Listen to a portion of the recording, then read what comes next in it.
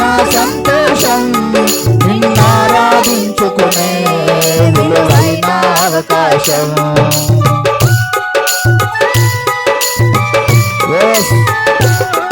నీ సన్నిధానములో సంపూర్ణ సంతోషం నిన్నారాధించుకునే విలువైన అవకాశం. కోల్పోయినవన్నీ మాకు ఇచ్చుటకును మా పాదాల నుండి బ్రతికించుటకును. కోల్పోయినవన్నీ మాకు ఇచ్చుటకును పాదాల నుండి బ్రతికించుటకును. నీవే రాకపోతే మేమేమైపోదుమో శోభ్రం, నీవే రాకపోతే మేమేమైపోదుమో. అందుకే మీరందాలేనయ్యా నీ బ్రతుకాలేనయ్యా చిన్నగా చెప్పు అయ్యా మీరందాలేనయ్యా నీ బ్రతుకాలేనయ్యా మీరందాలేనయ్యా నీ బ్రతుకాలేనయ్యా. రాజా నీ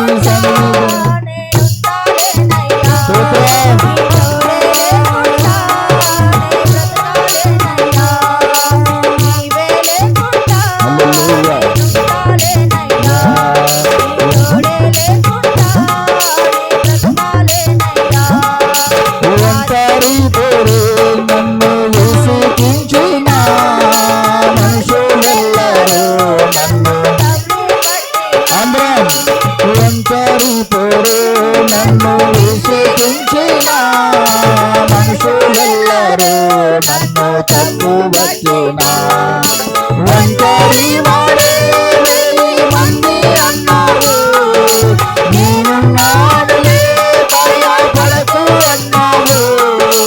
ఒంటరి వాడే వెయ్యి మంది అన్నారు నేనున్నానులే భయపడకు అన్నావు.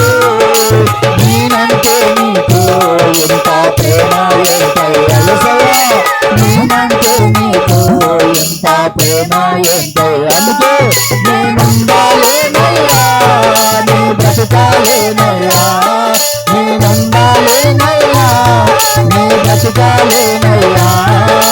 నీవే లేకున్నా నేనుండాలేనయ్యా, నీ తోడే లేకున్నా నీ బ్రతుకాలేనయ్యా. నీవే లేకున్నా నేనుండాలేనయ్యా, నీ తోడే లేకున్నా నీ బ్రతుకాలేనయ్యా. రాజా నీ సన్నిధిలోనే ఉంటానయ్యా, మనసారా ఆరాధిస్తూ బ్రతికేస్తానయ్యా. రాజా నీ సన్నిధిలోనే ఉంటానయ్యా, మనసారా బ్రతికేస్తానయ్యా. నేనుండాలేనయ్యా నీ బ్రతుకాలేనయ్యా, నేనుండాలేనయ్యా నీ బ్రతుకాలేనయ్యా. నేనుండాలేనయ్యా నీ బ్రతుకాలేనయ్యా, నేనుండాలేనయ్యా నీ బ్రతుకాలేనయ్యా, నేనుండాలేనయ్యా నీ బ్రతుకాలేనయ్యా, నేనుండాలేనయ్యా నీ బ్రతుకాలేనయ్యా. నీవే లేకున్నా నేనుండాలేనయ్యా, నీ తోడే లేకున్నా నీ బ్రతుకాలేనయ్యా యేసయ్యా. నీవే లేకున్నా నేనుండాలేనయ్యా, నీ తోడే లేకున్నా నీ బ్రతుకాలేనయ్యా. నీవే లేకున్నా నేనుండాలేనయ్యా, నీ తోడే లేకున్నా నీ బ్రతుకాలేనయ్యా యేసయ్యా.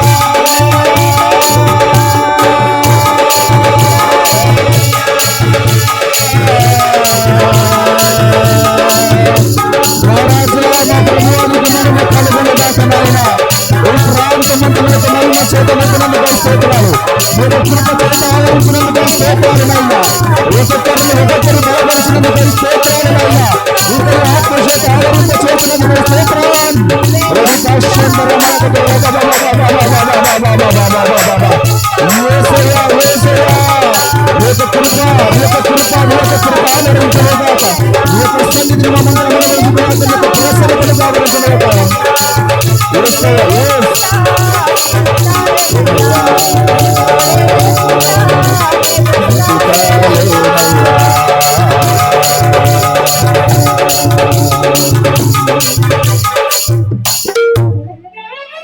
అందరం కలిసి మాట చెప్తాం. నీవే లేకుంటా నీ బ్రతుకాలేనయ్యా, నీ తోడే లేకుండా నీ బ్రతుకాలేనయ్యా. అందరం ఒకసారి రాజా నీ సన్నిధిలోనే ఉంటానయ్యా, మనసారా బ్రతికేస్తా. ఇంకా బిగ్గరగా రాజా, ఇంకా బిగ్గరగా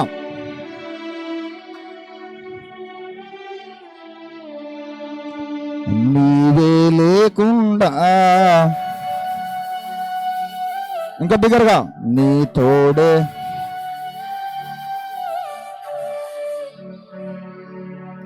నీవే లేకుండా నీ తోడే లేకుండా నీ బ్రతుకాలేనయ్యా రాజాని.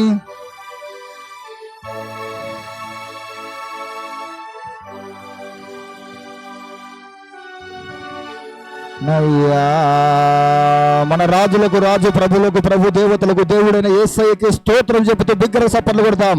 ఓ హల్లెలూయా. నా తండ్రి నీ యొక్క ఆత్మను ఆవరింపజేయును గాక నాయన, నీ వాక్యమైన వర్షమును కుమ్మరింపబడును గాక నా తండ్రి. ఒక్కొక్క హృదయాన్ని మీరు తట్టుదురు గాక నాయన ప్రభ. రాతి గుండెల సైతమును మాంసం గుండగా మీరు మారుచెదురు గాక నాయన. ఒక్కొక్కరినైనా ప్రభు వినగలిగిన ఆత్మచేత మీరు నింపుదురు గాక నా తండ్రి. నీ వాక్యానుసారంగా బ్రతకగలిగిన కృపను మీరు ఇచ్చుదురు గాక నాయన. అయ్యా, ఒక్కొక్క కుటుంబాన్ని మీరు దర్శిస్తున్నందుకై, నీ దాసుల ద్వారా మీరు మీ వాక్యము చేత నింపుతున్నందుకై స్తోత్రము నాయనా. హల్లెలూయా, హల్లెలూయా, హల్లెలూయా, హల్లెలూయా, హల్లెలూయా, హల్లెలూయా, హల్లెలూయా. మహాపరిశుద్ధుడా, ప్రేమ కలిగిన మా కన్న తండ్రి, సర్వోన్నతుడైన మా దేవా, నీ ఘనమైన శ్రేష్టమైన పాదాలకు వందనాలు, కృతజ్ఞతాస్తుతులు చెల్లిస్తున్నాము స్వామి. నిన్న నేడు నిరంతరముడు ఏకరీతిగున్న మా దైవమానికి స్తోత్రాలు నా తండ్రి. రక్షణ సువార్త సభల ద్వారా నీ నామానికి మహిమను తెచ్చుకొని మానవులమైన అందరికీ నా తండ్రి ప్రభుని యొక్క ఆశీర్వాదమును, ఆరోగ్యమును, రక్షణ మీరు కలగజేసినందుకై స్తోత్రాలు చెల్లిస్తుంటున్నా. ఇటువంటి గొప్ప పండుగ దినమునుగా అయ్యా ఈ 2వ దినమును కూడా నా తండ్రి ప్రభు మీరు ఆశీర్వాదకరంగా జరిగిస్తున్నందుకై స్తోత్రాలు చెల్లిస్తున్నాము స్వామి.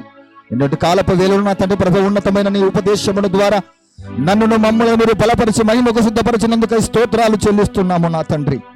ఈ 2వ దినమందు కూడా నీ దాసుడు నిలబడుతుండగా నాయన, నీ వాక్యమును నాయన ప్రకటిస్తుండగా నా తండ్రి, కొలత లేని ఆత్మచేత మీ దాసుని మీరు నింపమని వేడుకుంటున్నాము నా తండ్రి. నీ దాసుని రూపాంతరములో నుండి నాయన యేసు క్రీస్తు నామములో మేము చూచుదుము గాక నా తండ్రి. మీ దాసుని స్వరమును వింటుండగా నా తండ్రి, అది మీ స్వరముగా మార్చబడును గాక నాయన. అట్టి కృపను దయచేయమని వేడుకుంటున్నాం. వినగలిగిన మనస్సును, గ్రహించుకునగలిగిన ఆత్మను, మెప్పింపు చేసే ఆత్మను యేసు క్రీస్తు నామములో సంఘమునికి విడుదల కలుగును గాక అని ప్రార్థిస్తున్నాం. ప్రతి నిద్ర ಮತ್ತು నిర్లక్ష్యతనమును, తిరుగుబాటుతనమును, ప్రతి అవిధేయత సంఘముల నుండి, స్థలం నుండి యేసు క్రీస్తు నామములో కొట్టివేయబడును గాక. తండ్రి మీరు మాట్లాడండి, మహిమను పొందండి స్వామి. సమాజముతోను, సంఘముతోను, నాతో మాతో మీరు మాట్లాడి మహిమను పొందగలరని యేసు క్రీస్తుల వారి శ్రేష్టమైన నామమున ఈ స్తుతి, ఆరాధన, ప్రార్థన మీకు సమర్పించి అడిగి వేడుకుంటున్నాము తండ్రి.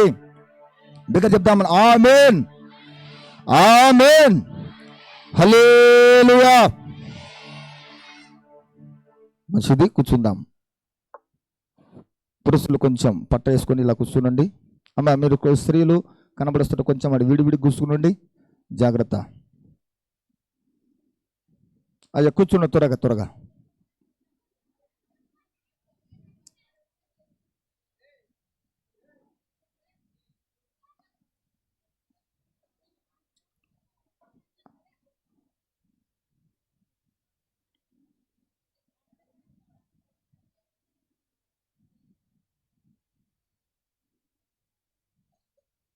హల్లెలూయా. అయిపోయిందేంగా, హల్లెలూయా. మీ పని అయిపోతే మా పని స్టార్ట్ చేస్తాం. దేవునికి మహిమ కలుగును గాక. మంచిది. మరొకసారి రెండవ రోజు కూడా మనను దేవత దేవుడు ప్రేమించి ఈ రక్షణ సువార్త సభలను ఈ రీతిగా ఆశీర్వాదకరంగా దీవెనకరంగా నడిపిస్తున్న దేవునికి మహిమ కలుగును గాక. ఇంత గొప్ప మహిమ కలిగిన పరిచర్యకు సపోర్టుగా సహకారంగా ఉన్న స్థానిక సంఘ కాపరైన యేసప్పయ్య గారికి మా సంఘము తరపున, మా తరపున, మా కుటుంబం తరపున హృదయపూర్వకమైన నిండు వందనాలు. ప్రభువు మిమ్మల్ని దీవించి మహిమ కలిగిన పరిచర్యలు మరిగా దేవుడు వాడుకును గాక. మీరు ఆమేనండి. నేను ఒక మాట చెప్తున్నాను మీకు, జాగ్రత్తగా మీరు చాలాసార్లు ఆలోచించాలి. మీరు నోరు పని చేయాలి, మీ చెవులు పని చేయాలి, మీ చేతులు కూడా పని చేయాలి. హల్లెలూయా. మీరు కలుపు తీస్తున్నప్పుడు ఏం చేస్తారో తెలుసా? ఏదైనా పని చేస్తున్నప్పుడు ఏం చేస్తారో తెలుసా? ఈ చేసే పని చేయి చేస్తూనే ఉంటుంది. మాట్లాడే నోరు మాట్లాడుతూనే ఉంటుంది. ఉన్న చెవు ఆడ పని చేసేటి వీడు కూడా పని చేయాలి. హల్లెలూయా. ఇటుకు వస్తాల కల మీ చెవుడు కాకూడదు, మీ నోరు మూగపోకూడదు, మీ చేతులు బలహీనంగా కాకూడదు, బలపరచబడాలి. దేవునికి మహిమ కలుగును గాక. హల్లెలూయా. మంచిది. ఈ రీతిగా మరొకసారి కూడి వచ్చిన మీ అందరికీ ప్రభు పేరిట నా హృదయపూర్వకమైన నిండు వందనాలు.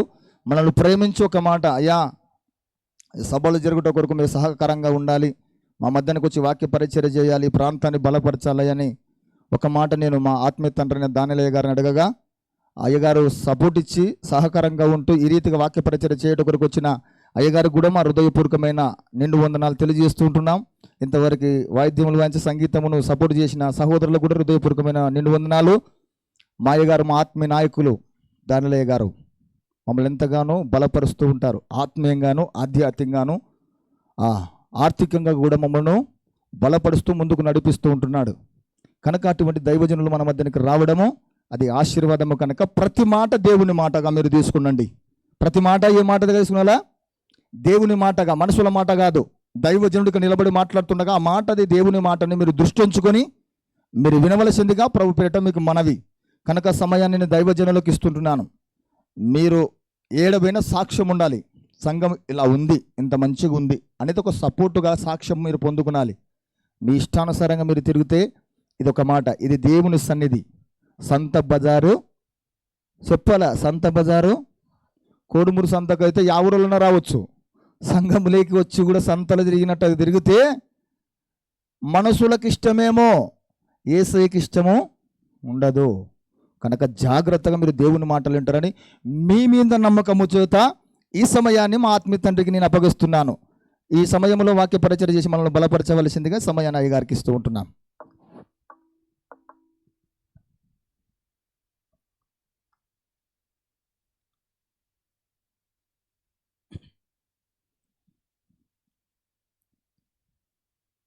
దేవుని పరిశుద్ధ నామానికి సమస్త మహిమ, ఘనత, కీర్తి, ప్రభావములు యుగ యుగములు మన దేవునికి చెందునగాక. కూడి వచ్చిన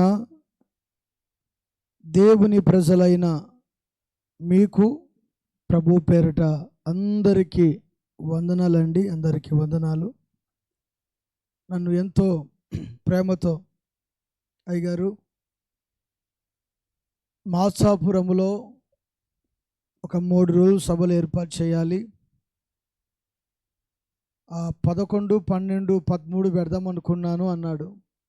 ఆ డేట్లు నాకు కాల్ లేవయ్యా, నేను కొడుమూరు నందుకొట్కూరు మీటింగ్లో ఉంటాము, అక్కడ సభలో ఉంటాము, రాలేము అన్నాను. సరేనయ్యా 14, 15, 16 రాగలుగుతారా అని అడిగాడు. దానికంటే ముందు 18, 19, 20 అడిగాడు. ఆల్రెడీ 18, 19, 20 ఎల్పేట అని మా చర్చికి దగ్గర ఒక చిన్న ఊరు ఉంది. ఆ ఊర్లో 3 రోజులు సభలు ఆల్రెడీ డేట్లు కన్ఫర్మ్ అయ్యి ఆ పోస్టర్ కూడా డిజైన్ అయిపోయింది. మన గ్రామంలో 14, 15, 16 అని ఈ 3 డేట్లు మరి కన్ఫర్మ్ చేసిన తర్వాత, ప్రార్థన చేసిన తర్వాత ఇక్కడికి రావడం జరిగింది. మొదటి రోజు మీరు దేవుని వాక్యాన్ని విన్నారు. మరి నన్ను ప్రేమించి ఆహ్వానించి అయ్యగారు మీరు 2వ రోజు, 3వ రోజు దేవుని వాక్యాన్ని తీసుకునండి అని మరి సేవకులు, నా ఆత్మీయ కుమారులు, యేసయ్య ప్రార్థన మందిరం బూడిదపాడు సంఘ కాపరి పాస్టర్ సుందరరాజ్ అన్న నన్ను ఆహ్వానించినందుకు, మరి ముఖ్యంగా ఈ గ్రామంలో ఉన్న గ్రామ పెద్దలు, సంఘ పెద్దలు, స్థానిక సంఘ కాపరి, అలాగే బూడిదపాడు సుందరరాజ్ అన్నకు నా హృదయపూర్వకమైన వందనాలండి. అందరికీ వందనాలు. ఏది ఏమైనా మీ మధ్యకు రావడం దేవుని యొక్క మంచి ఉద్దేశము, దేవుని చిత్తము. ఇంతగా మీరు కూడి వచ్చి దేవుని మాటలు వినుట యేసయ్యకు మహిమ కలుగునుగాక. నా పేరు పాస్టర్ దానియేలు. ఈ ఊరికి నేను ఇదివరకు ఒక్కసారి వచ్చా. చూసిన వాళ్ళు ఎంతమంది ఉన్నారు? చూశారా? నన్ను చూశారా? ఒక్కసారి వచ్చా. అది ఎప్పుడో 4-5-6 ఏళ్ళు అయిందేమో. ఎవరిల్లు? మీ ఇల్లేనా? Okay, right. అక్కడ ఒక్కసారి వచ్చా. అది అన్నతో పాటు నేను వచ్చాను. తర్వాత ఈ విధంగా కూడుకొనుట ఎంతో సంతోషకరంగా ఉంది. చాలా సంతోషం మీరు ఇలా కూడుకొని దేవుని ఆరాధించుటకు. నా పేరు పాస్టర్ దానియేలు. నేను కర్నూలులో దేవుని సువార్తను ప్రకటిస్తుంటాను. హోరేబ్ టెంపుల్ కర్నూలు ప్రాంతంలో మా మందిరం ఉంటుంది. మా మెయిన్ మందిరం వచ్చేసి బ్రదర్ సంసన్ అన్న యేసు రమ్మనిచ్చినాడు మినిస్ట్రీస్. మీకు ఎదురుగునే పోస్టర్ ఉంది, అది కొడుమూరు పోస్టర్. ఆ పోస్టరు మరి కొడుమూరులో సభలు ఏర్పాటు చేశాం గతించిన ఆ మాసములో. కానీ ఆ ప్రభు యొక్క మహాకృపను బట్టి అన్ని విధాలుగా దేవుడు ఆశీర్వాదకరంగా అన్ని ప్రాంతాల్లో నడిపిస్తున్నందుకు దేవునికి మహిమ కలుగునుగాక. మా ఆత్మీయ తండ్రి గారు బ్రదర్ సంసన్న గారు, నేను అయ్యగారితో పాటు మినిస్ట్రీలో గత 16 సంవత్సరాలుగా దేవుని సువార్తలో ఉన్నాను.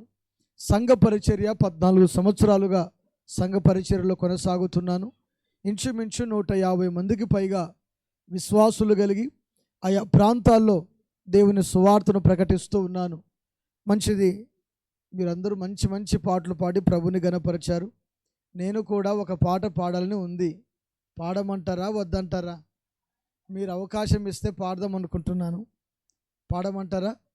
నేను కొన్ని పాటలు ప్రభు నాతో రాయించారు. ఆల్రెడీ రికార్డింగ్ కూడా చేశాము. ఇంకొన్ని పాటలు సంసన్నయ్య గారు పాడారు. ఒక 3 పాటలు నేను క్యాసెట్లో పాడాను. అందులో రికార్డింగ్ కానీ వీడియో మిక్సింగ్ కానీ అన్నీ అయిపోయి యూట్యూబ్లో అప్లోడ్ చేశా. దాంట్లో నుండి ఒక పాట, నీ కృప బాహుల్యమే అనే పాట పాడుచు ప్రభుని స్తుతిద్దాం. పాస్టర్ డానియేల్ హోరేబు అని యూట్యూబ్లో సెర్చ్ చేసిన మా ఛానల్ వస్తుంది. సబ్స్క్రైబ్ చేయండి, లైక్ చేయండి, షేర్ చేయండి, కామెంట్ చేయండి. ఇప్పుడు మీరు వింటున్న వాక్యం అంతా కూడా లైవ్ టెలికాస్ట్ కావడానికి సిగ్నల్ కొంచెం నెట్వర్క్ ఇష్యూ ఉంది, అందుకని రికార్డింగ్ పెట్టా. తర్వాత రేపు మార్నింగ్ మీకు నేను యూట్యూబ్లోకి అప్లోడ్ చేస్తాను. ఉదయం కల్లా మీకు నోటిఫికేషన్గా మీకు వచ్చేస్తుంది సబ్స్క్రైబ్ చేసుకుంటే. కాబట్టి దాన్ని దృష్టిలో ఉంచుకోవాల్సిందిగా ప్రభు పేరట మనవి చేస్తున్నాను. క్రీస్తునందు ప్రియ దేవుని బిడ్డలారా, ఈ పాట పౌలు గారు అంటారు, నేను ఏమై ఉన్నానో అది దేవుని కృప వల్లే అనే మాట పౌలు గారు మాట్లాడతారు.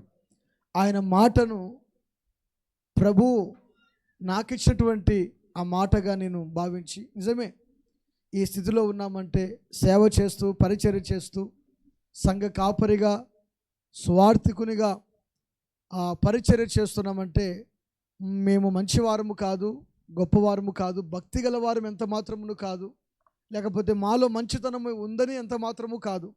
దేవుని కనికరమే, దేవుని కృపయే మమ్ములను ఈ స్థలంలో నిలబెట్టించింది. కొట్ట చప్పట్లు గట్టిగా ఒకసారిగా. నీ కృపా బాహుల్యమే నా బ్రతుకును మార్చిందిలా, నీ కృపా బాహుల్యమే నా బ్రతుకును మార్చిందిలా, నేనేమై ఉన్నానో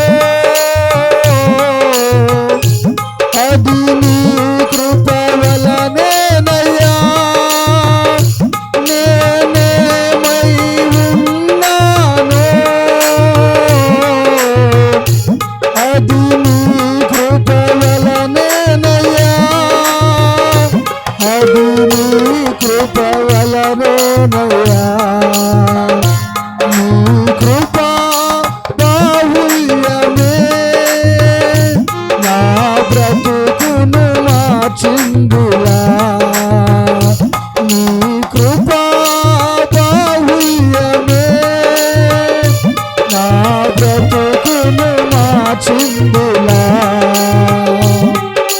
చెప్పవచ్చు ప్రభుని స్తుతిద్దాం.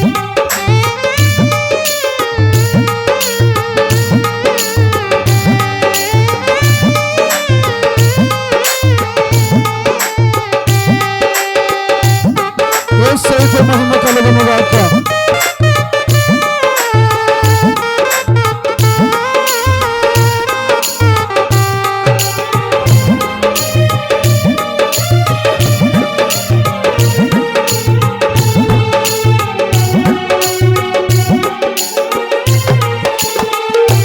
నా కలవరం తొలగించింది నీ కృపయే కాపాడింది, నా కలవరం తొలగించింది నీ కృపయే కాపాడింది, నీ సాయ స్థితిలో బలపరచింది, నీ అనాది సంకల్పమే నీ సాయ స్థితిలో బలపరచింది, నీ అనాది సంకల్పమే నీ అనాది సంకల్పమే, నీ కృపా బాహుల్యమే నా బ్రతుకును మార్చిందులా, నీ కృపా బాహుల్యమే. అందరూ పడాలి.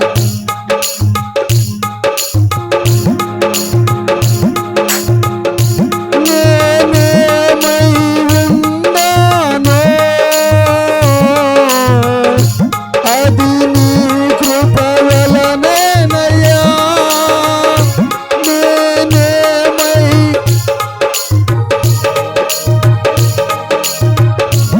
అది నీ కృప వలనేనయ్యా, అది నీ కృప వలనేనయ్యా, నీ కృప బాహుల్యమే నా బ్రతుకును మార్చిందులా, నీ కృప బాహుల్యమే నా బ్రతుకును మార్చిందులా, నేనేమై ఉన్నానో అది నీ కృప వలనేనయ్యా, నేనేమై ఉన్నానో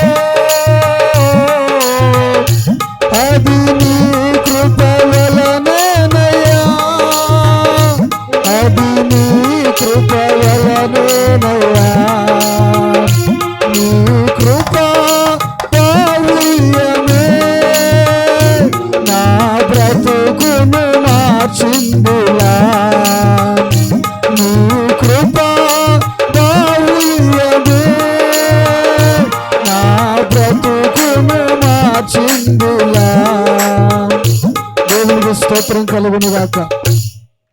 మమ్మల్ని మిక్కిలిగా ప్రేమించిన మా ప్రియ పరలోకపు తండ్రి, నిలబడిన నీ సేవకుని నేను వట్టివాణ్ణి మట్టివానయ్యా, నన్ను మీ సిలువ చాటు మరుగు చేసుకోమని యేసు నామములో ప్రార్థన చేయించున్నాను తండ్రి, ఆమేన్.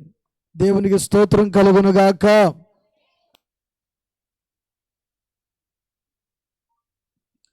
దేవుని వాక్యంలో నుండి కొన్ని శ్రేష్టమైన మాటలు ఈ పూట మనము జ్ఞాపకము చేసుకుందాం. ఎంతమంది దేవుని వాక్యాన్ని వింటున్నారు, వినడానికి సిద్ధపడ్డారు?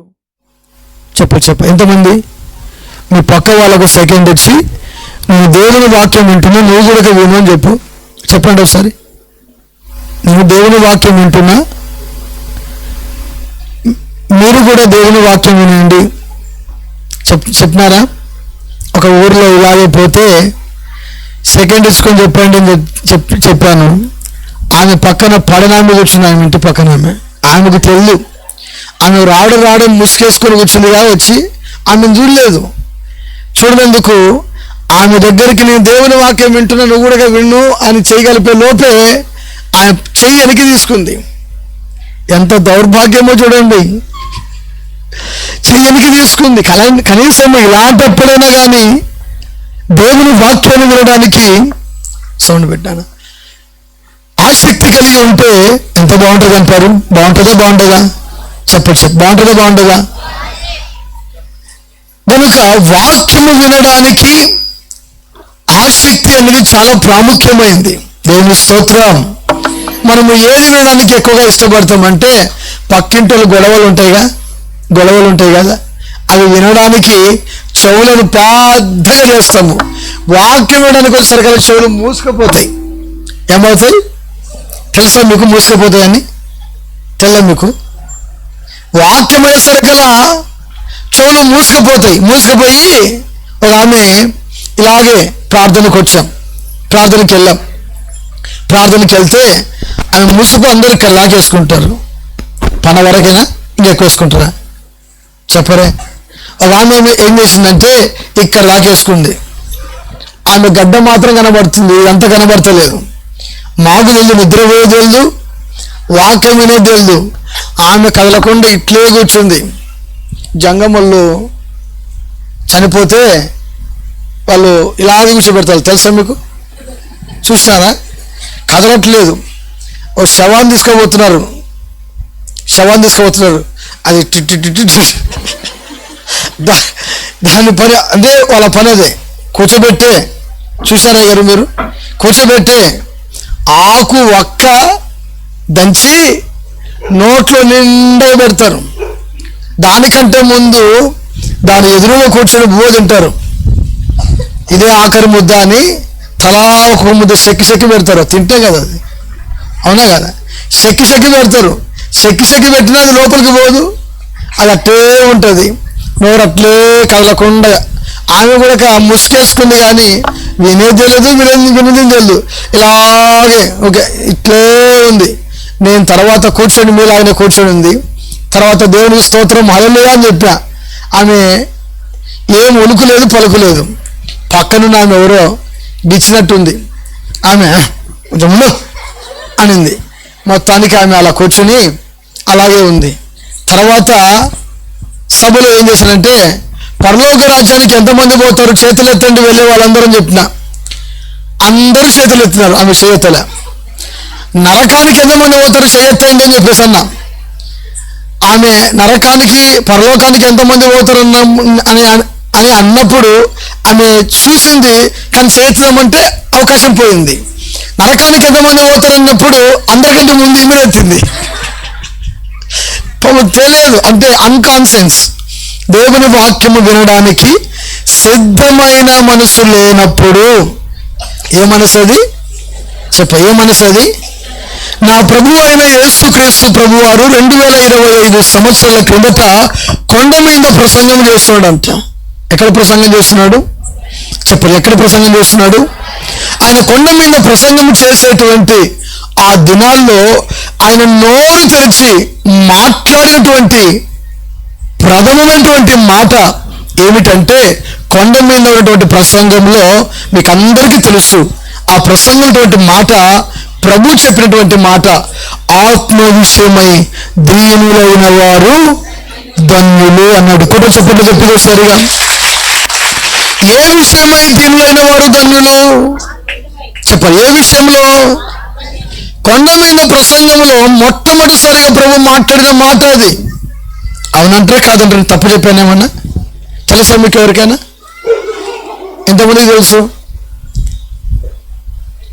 ధన్యతలు రాస్తారు కదా, ఆ ధన్యతలో ప్రథమ ఫలముగా ఈ మాట అనేది కనబడుతుంది. ఈ మాట చాలా ప్రాముఖ్యమైంది.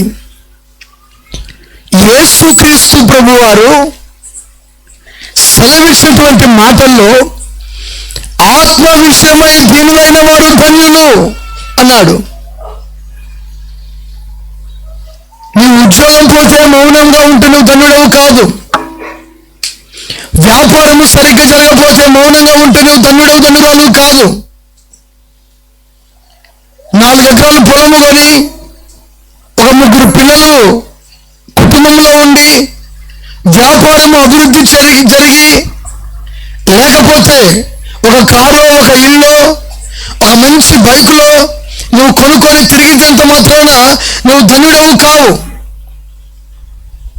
వానికేమరా వాడు గ్రేటు, వాడు ఆ ఊరికి పోయొచ్చా, నిన్నగాక మొన్న ఇల్లు కట్టి, నిన్నగాక మొన్న బండి తీసా, నిన్నగాక మొన్న ఇంట్లోకి పెద్ద కోటీవి తీసుకొచ్చా, సెల్ ఫోన్లు కొనుక్కున్నా, వాళ్ళ దగ్గర ఐఫోన్ ఉందంటారు, 1,00,000 సెల్లు, రకరకాలుగా అవి పెట్టుకున్నంత మాత్రం ధన్యురాలు అంత మాత్రమును కాదు. వాక్యం అంటుంది, ఆత్మ విషయమై దీనులైన వారు ధన్యులు. దేవుని స్తోత్రం కలుగును గాక. హల్లెలూయా.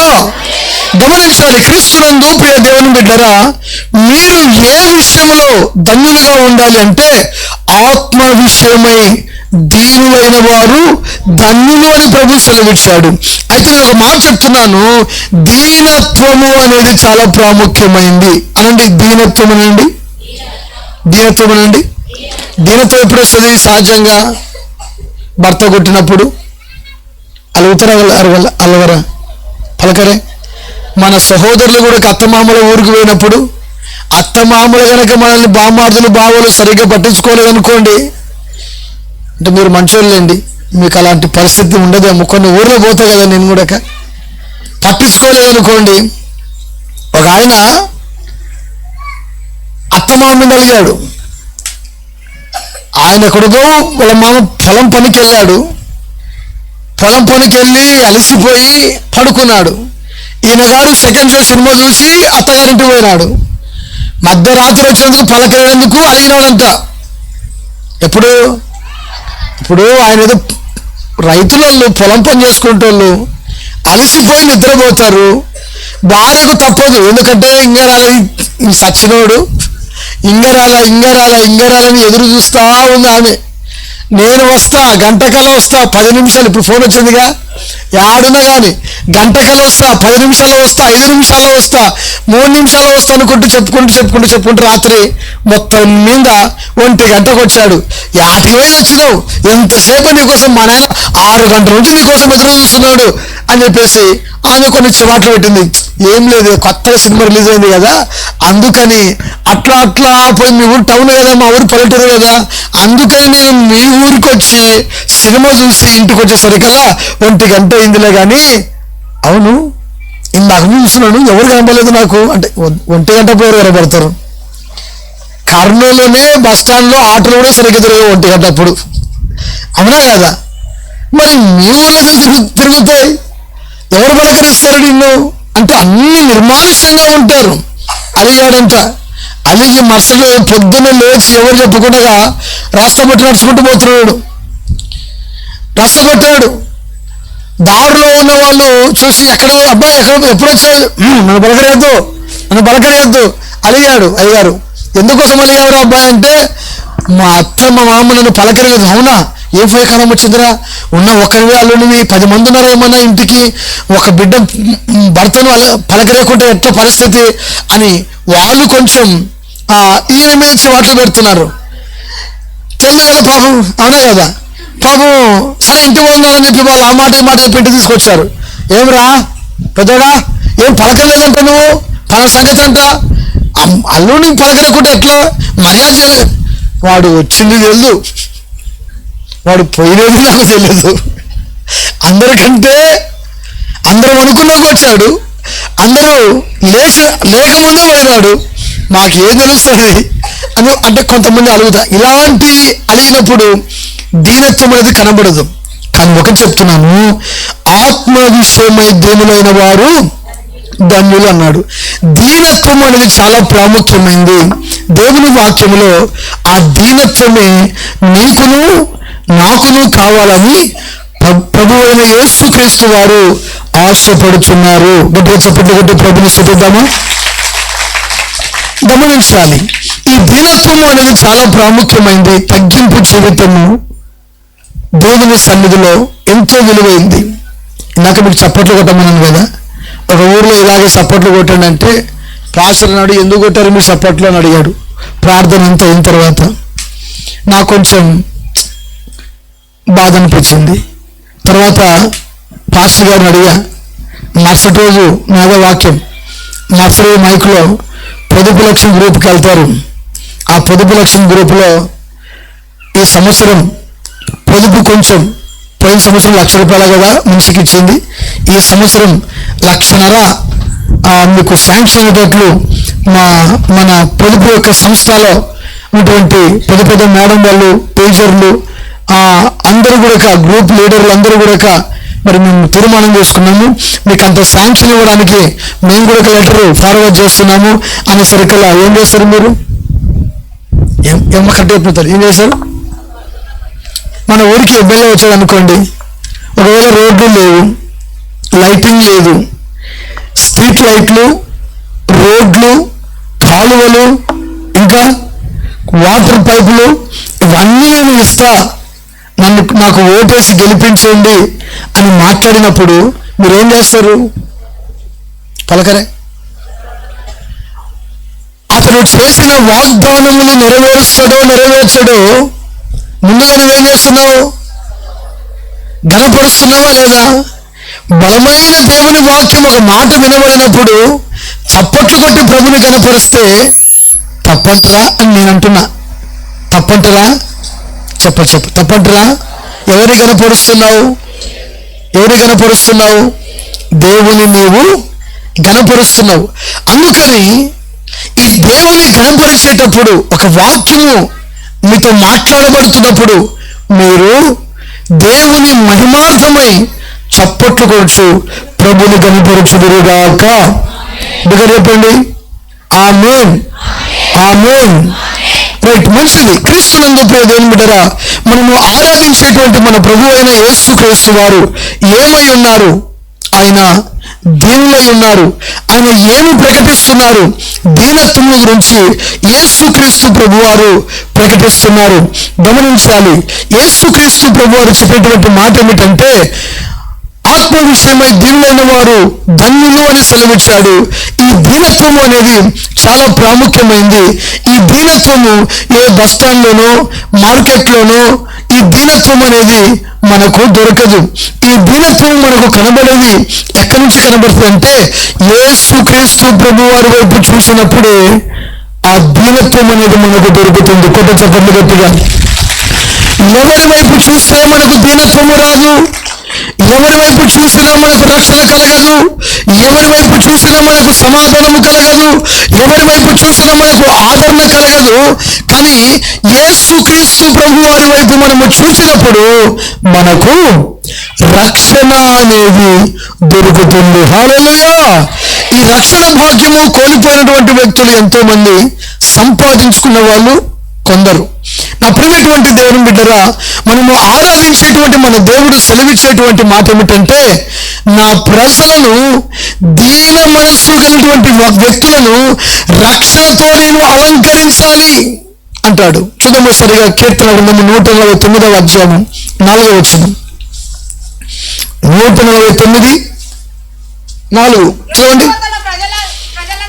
యెహోవా తన ప్రజల యందు ప్రీతి గలవాడు, ఆయన దీనులను రక్షణతో అలంకరించును. కూడా చెప్పండి గట్టిగా సరిగా. మనము చదువుకున్నటువంటి మాట, దీన ఆత్మ విషయమై దీనులైన వారు ధన్యులని ప్రభు సెలవిచ్చాడు. దాంతోపాటు మనం ఇక్కడ కీర్తన గ్రంథంలోనికి వెళ్తే, యెహోవా తన ప్రజల యందు ప్రీతి గలవాడు. ప్రీతి అనగా ఇష్టమైన వ్యక్తి. ప్రీతి అంటే ఏంటిది? ఇష్టమైన వ్యక్తి లేక ఇష్టమైన వ్యక్తులు. ప్రీతి, ఇష్టం. యెహోవా తన ప్రజల యందు ప్రీతి గలవాడు, ఆయన దీనులను రక్షణతో అలంకరిస్తాడంట. కొట్టు చెప్పండి గట్టిగా, బిగ్గర కొట్టండి. దేంతో అలంకరిస్తాడు? అయ్యా అమ్మా, అలంకరించబడ్డావా? దేంతో నువ్వు అలంకరించబడుతున్నావు? దేంతో అలంకరించబడాలి? చెప్పండి, దేంతో అలంకరించబడాలి? లేదండి, మా పుట్టింటి వాళ్ళు పెట్టిన కమ్మలు, బుట్టల కమ్మలు ఉన్నాయి, మాటీలు ఉన్నాయి, ఇంకా పట్టు చీరలు ఉన్నాయి, వడ్డానాలు ఉన్నాయి, ఇంకా రకరకాలుగా అవన్నీ ధరించుకొని మేము అలంకరించుకుంటామండి.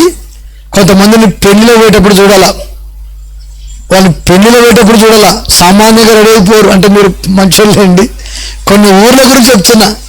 మన అయ్యగారులు కూడా సామాన్యంగా పోరుగా, ఏమీ లేకపోయినా యక్షులకు అప్పు చేసి కానీ, అవునా, అప్పు చేసి కానీ వాడు సామాన్యంగా పోడు.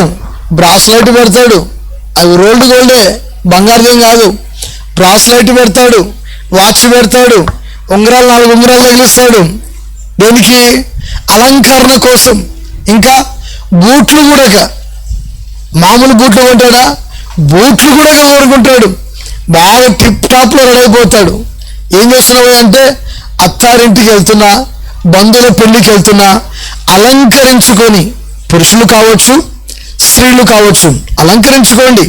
తగు మాత్రపు వస్త్రములతో కాక అనే మాట కూడా దేవుని వాక్యంలో రాయబడింది.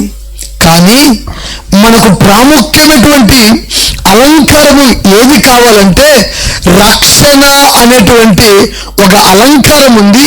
ఈ అలంకారమును ఎవరైతే ధరించుకుంటారో వారు ధన్యులు. కొడు చెప్పలేదు, ఆత్మ విషయమై దిల్లైన వారు ధన్యులు.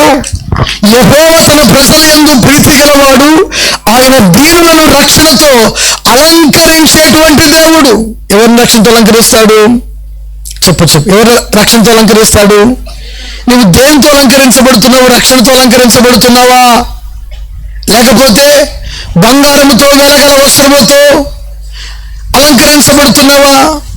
ప్రతి సంవత్సరము పండుగ పబ్బాలు వచ్చాయనుకోండి, నీ ఇల్లు అలంకరించబడుతుంది, నీ శరీరము అలంకరించబడుతుంది, తర్వాత నీ మందిరము అలంకరించబడుతుంది. కానీ హృదయము అలంకరణ లేదు. ఏది అలంకరణ లేదు? చెప్పు, ఏది అలంకరణ లేదు? ఈ హృదయానికి అలంకారం ఎప్పుడు వస్తుందంటే, దీన మనస్సు కలిగినప్పుడు అలంకారం అనేది వస్తుందంట. కొత్త చెప్పండి గట్టిగా, దీన మనస్సు కలిగినప్పుడు. ఈ దీన మనస్సు ఎప్పుడైతే హృదయానికి వస్తుందో, తగ్గింపు జీవితం వస్తుందో, అప్పుడే హృదయము అలంకరించబడుతుంది. నేను మీకు 2 వ్యక్తుల గురించి చెప్తాను.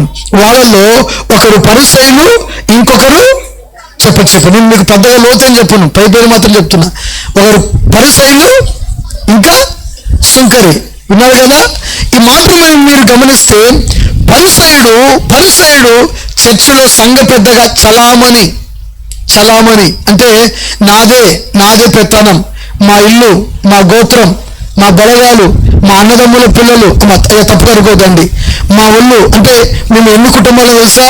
మేము లేకపోతే ఈ చర్చ లేదు, మేము లేకపోతే పాస్టర్ లేడు, మేమే, మా ఊరే, మా బలగమే సాకేది పాస్టర్ని అనేటట్లు మాట్లాడతాడు. ఇదిగో పాస్టర్కి తక్కువగా కొనగా చిల్లర మార్చి 10 రూపాయల నోట్లు ఇచ్చేది, చిన్నిపోయిన నోట్లు వేసేది మేమే. సామాన్యంగా, అవునా కదా? మిగిలిన అన్నము, గింజలు, తాళ గింజలు ఇవన్నీ నేనే ఇచ్చేది. వారానికి 2 మార్లు ఉపవాసం ఉంటున్నాను, పుదీనలోను కొత్తిమీరలోను దశంభాగం చేస్తున్నాను. నన్ను ఈ దళితునిగా చేయనందుకు నీకు స్తోత్రం ప్రభువా అని ప్రార్థన చేశాడు. ఎవరు ప్రార్థన చేశారు? చెప్పాలి అయ్యా, ఎవరు చేశారు? తెలుగేనా? ఎవరు ప్రార్థన చేశారు? పరిసయ్యుడు అనబడిన ఒక వ్యక్తి ప్రార్థన చేశాడు. ఆయన ప్రార్థన అయిన అనంతరం ప్రార్థన చేసి ఆయన వెళ్ళిపోయాడు. ఆయన వెళ్ళిపోయిన తర్వాత మందిరపు యొక్క ద్వారము బయటనే, ద్వారము లోపల కాదు, ద్వారము బయటనే మందిరములోనికి రావడానికి ధైర్యము చాలక మందిరం వైపు ఇలా చూస్తూ, గుండెలు బాదుకుంటూ, ఆకాశం వైపు కళ్ళెత్తుటకు ధైర్యం చాలక తలదించుకొని గుండెలు బాదుకుంటూ, పాపిని నన్ను కరుణించండి ప్రభువా అన్నాడంట. ఈ మాట అన్నప్పుడు ప్రభు ఒక స్టేట్మెంట్ ఇచ్చాడు, మార్కులు వేశాడు. ఆ మార్కులలో అతని కంటే ఇతడు నీతిమంతుడై తన ఇంటికి తిరిగి వెళ్ళను అని రాయబడింది. కుటుంబ చెప్పండి గట్టిగా. ఎవరు నీతిమంతులుగా తీర్చబడ్డారు, ఎవరు రక్షణతో అలంకరించబడ్డారు అంటే పరిసయ్యుల కంటే సుంకరి రక్షణతో అలంకరించబడ్డాడు. ఆయన రక్షణతో అలంకరించబడడానికి గల కారణం ఏమిటి? కారణం ఏమిటంటే పాపినైనను కరుణించు. అర్థమవుతుందా మీకు? ఏమడుగుతున్నాడు? చెప్పు ఏమడుగుతున్నాడు? పాపిన అంటే పాపాలు ఒప్పుకుంటున్నారా? పశ్చాత్తాపడుతున్నారా? మారు మనసు పొందుతున్నారా? బాప్తిజం తీసుకున్నవారు అబ్బాయి అంటే పెళ్లికి తీసుకున్నాను లేండి అంటాడు. బాప్తిజం తీసుకున్నవారు అబ్బాయి అంటే అందరు పోయి మునుగుతూ ఉంటే నేను కూడా మునిగానండి అంటాడు. అంటే అందరూ మునిగితే బాప్తిస్మమా? చెప్పాలి. ఏం చేయాలి? బాప్తిజం అంటే ఏంటి? పెళ్లికి తీసుకుంటే బాప్తిస్మమా? అయ్యా తప్పుగా అనుకోవద్దండి నన్ను. వాక్యంలో రాయబడింది మారు మనస్సు నిమిత్తము, పాప అపోస్తల కార్యం 2వ అధ్యాయంలో మారు మనస్సు నిమిత్తము, పాప క్షమాపణ నిమిత్తము ప్రతి వాడు యేసుక్రీస్తు నామంలో ఏ నామంలో తీసుకోవాలి? మారు మనస్సు. ఇంకా చెప్పాలి. మారు మనస్సు, పాప క్షమాపణ. ఇవి పొందినప్పుడు మనుషునికి ఒక నవనూతనమైనటువంటి రక్షణ అనేది కలుగుతుంది. అందుకని దేవుని వాక్యములో ఆత్మ విషయమై దీనులైన వారు ధన్యులు. నిద్రపోతున్న వారు పలకరే? అన్కాన్షియస్ లో ఉన్నారా? ఎక్కడున్నారు మీరు ఇప్పుడు? ఆత్మ విషయమై, అవునా? ఆత్మ విషయమై దీనులైన వారు ధన్యులు. దీనులను రక్షణతో దేవుడు అలంకరిస్తాడు. ఆ రక్షణ ఎవరికి అలంకరించాడంటే సుంకరికి ప్రభు అలంకరణ కలగజేశాడు. ఎవరికి అలంకరణ కలగజేశాడు? సుంకరి మారు మనసు పొందాడు. ప్రభు చెప్పిన మాట ఏమిటంటే అతని కంటే ఇతడు నీతిమంతుడై తన ఇంటికి తిరిగి వెళ్ళిపోయాడు అనే మాట మనం చూస్తాం. అయితే నా ప్రియమైనటువంటి దేవుని బిడ్డరా, ఈ రక్షణ వాక్యము మానవుడు గ్రహించక యేసుక్రీస్తు ప్రభునందు పరిపూర్ణమైన విశ్వాసము లేక కుటుంబాల్లో, సంఘాల్లో, జీవితంలో నెమ్మది లేకుండా పోతున్నాడు. అయ్యా యేసు ప్రభుని నమ్ముకున్నావా? లేదండి. మారు మనసు పొందావా? లేదండి. పాప క్షమాపణ పొందావా? లేదండి. ఇంకా టైం ఉందిలేండి. దేనికాడా? బాప్తిస్మం దగ్గర. దేనికాడా? ఒకసారి ఎవరో చెప్తే విన్నాను. ఒక ఊరిలో మరియమ్మ అని ఒక ఆమె ఉందంట. అప్పుడప్పుడు కొంచెం చెప్తూ ఉంటుందండి. ఎవరో చెప్పారు నాకు కూడా. మరియమ్మ అని ఒక ఆమె ఉందంట. ఆమె ఏం చేసిందంటే చర్చికి రాదు, పాస్టర్ కావాలా. ఎవరు కావాలా? పాస్టర్ కావాలా. పాస్టర్ ఏంటి కావాలా? దినానికి కావాలా, పుట్టినరోజు కావాలా, పెళ్ళిళ్ళు కావాలా, శ్రీమంతానికి కావాలా, చేసరే చేయాలా, అన్ని కార్యక్రమాలకు ఎవరు కావాలా? పాస్టర్ కావాలా. కానీ ప్రార్థనకు మాత్రము రాదు, బాప్తిజం మాత్రము తీసుకోదు. పాస్టర్ గారు పాపం అడుగుతూనే ఉన్నాడు, ఏమ్మా బాప్తిజం తీసుకోవచ్చు కదా తల్లి, మారు మనసు పొందొచ్చు కదంటే, ఇప్పుడు కాదులేండి పాస్టర్ గారు, ఇంకొంచెం టైం పడతలేండి, చెప్తలేండి నేను అని చెప్పేసాను.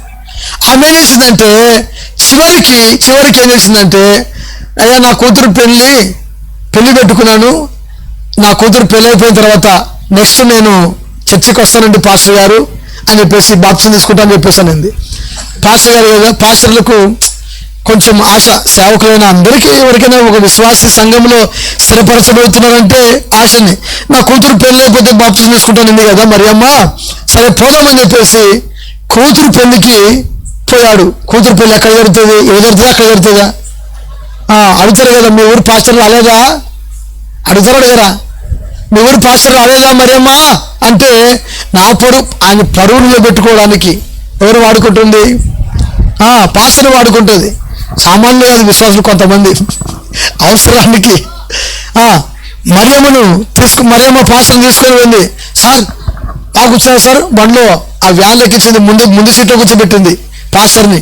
ఇదిగో సారు జాగ్రత్త, సారు కావాలి నువ్వు జరుగురా అని మొత్తానికి పాస్టర్ని ఎక్కించి, సార్ మీరు ఇక్కడే కూర్చొని, డ్రైవర్ పక్కనే కూర్చోనండి, ఎందుకంటే వెనక అంతా అందరి మీద పడతారు సార్, మీరు సపరేట్గా ఉండదు సార్ అంటే, మరి అమ్మకుని అంటే ఎంత ప్రేమను, ఎంత అభిమానమో అనుకున్నాడు ఆ పాస్టరు.